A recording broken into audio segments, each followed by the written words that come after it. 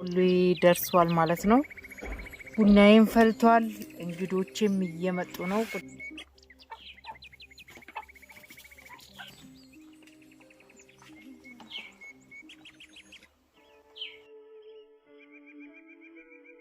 ነገር ግን በቆሎዬን በእንደዚህ ሁኔታ ጠብሼ ጨርሻለሁኝ ማለት ነው።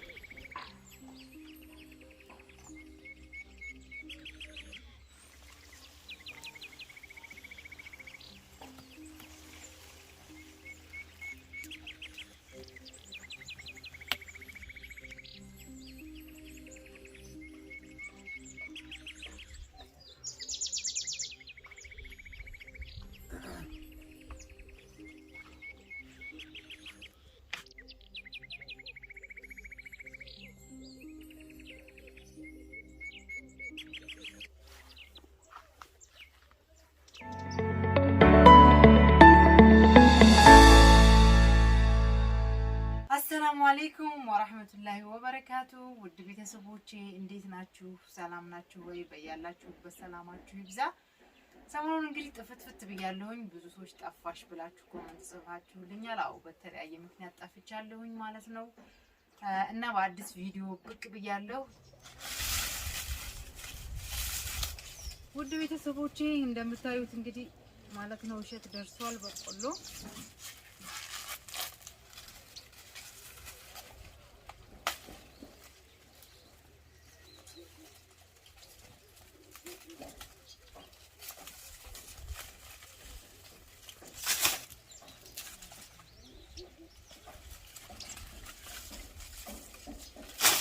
እንግዲህ ማለት ነው በቆሎዬን አዘጋጅቻለሁኝ። ቡናዬን አቀራርቤያለሁ። እንግዲህ አብራችሁኝ እስከ ቪዲዮ ፍጻሜ ድረስ አብራችሁኝ ተከታተሉ።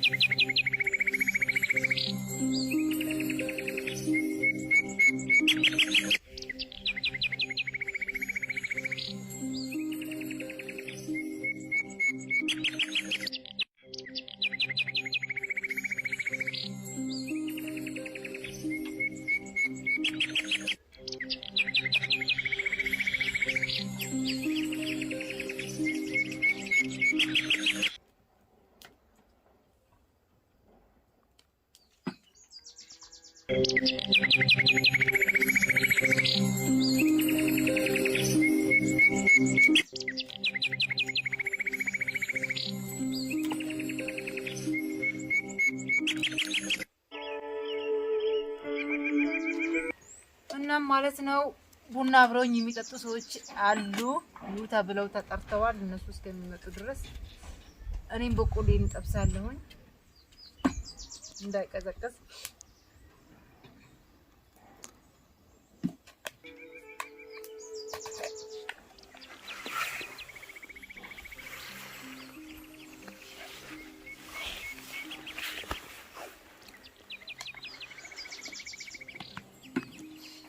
እንግዲህ የማይቀረው ይሄ አደስ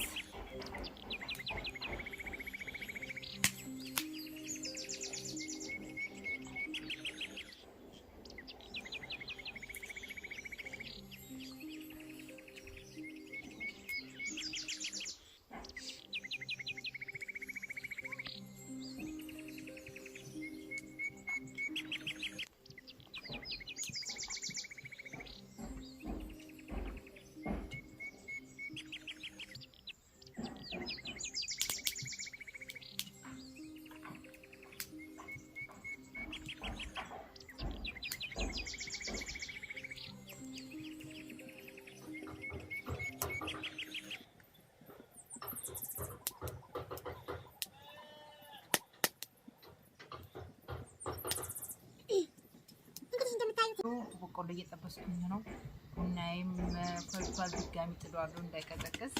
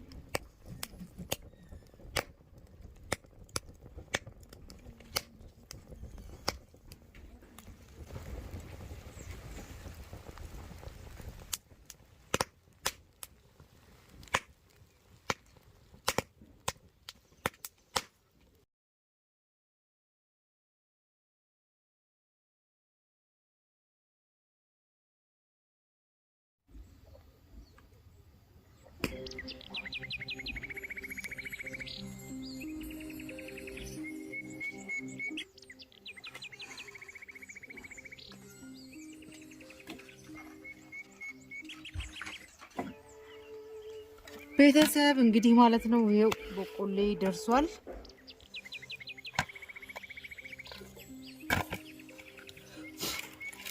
ይሄንን ይመስላል በቆሎ ደርሷል ማለት ነው ቡናዬም ፈልቷል እንግዶችም እየመጡ ነው ቁጭ ብለዋል ማለት ነው ያው ካሜራ ውስጥ ስለማይገቡ ቡናን ጠጣ የተባሉት ቡና የተጠሩ ሰዎች ስለማይገቡ እንግዲህ ቪዲዮ ውስጥ አይገቡም ነገር ግን በቆሎዬን በእንደዚህ ሁኔታ ጠብሼ ጨርሻለሁኝ ማለት ነው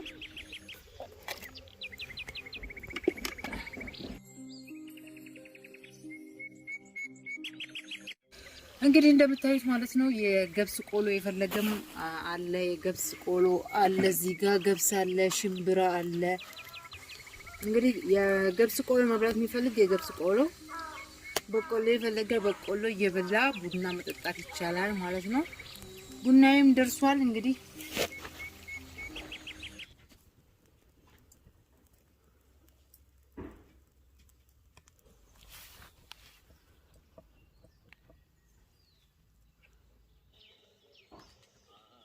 የቡና ቁርስ እንግዲህ የሚፈልግ ይብላ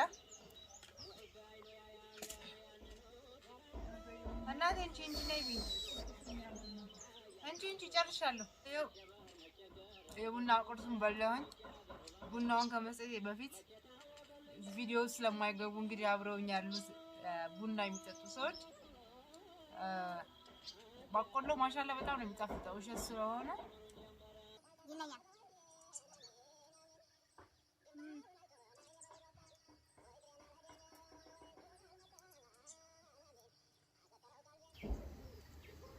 እንደምታዩት ቡናዬን ፈልቶልኛል ማለት ነው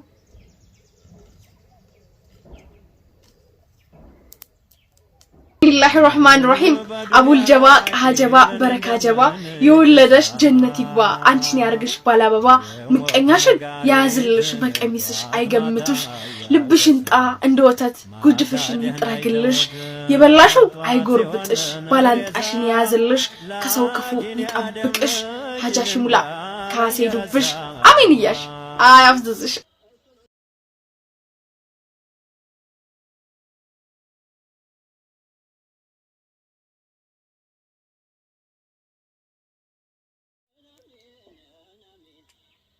እንግዲህ በቆሎን እንበላለን ማለት ነው ቡናው እንዳይቀዘቅዝ ቡና ይጠጣ